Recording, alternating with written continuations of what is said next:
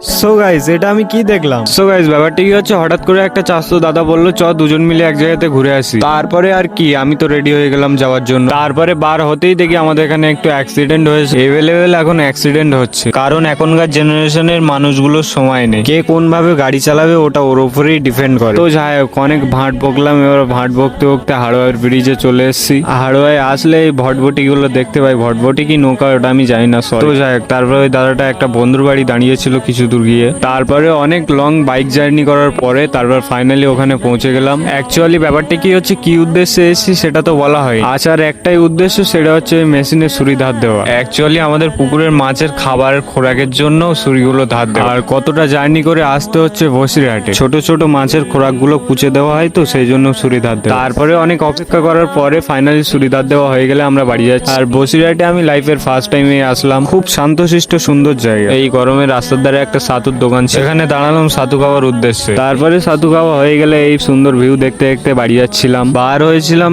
সকাল 7টার দিকে, আর বাড়ি যাচ্ছি 2টোর দিকে। বসিরহাট আমাদের এখান থেকে প্রচন্ড দূরে, যেহেতু এমনি যেতে আসতে 4 ঘন্টা লাগে। বাইক যেহেতু লিমিট হিসেবে চালাচ্ছিল, জোরে চালাচ্ছিল না, তো ফাইনালি অনেক কষ্ট করে বাড়ি আসলাম। কে কে বসিরহাট থেকে দেখছো অবশ্যই কমেন্ট করো। এই ছিল ব্লগটা, সাবস্ক্রাইব ফলো করে দিও। বাই।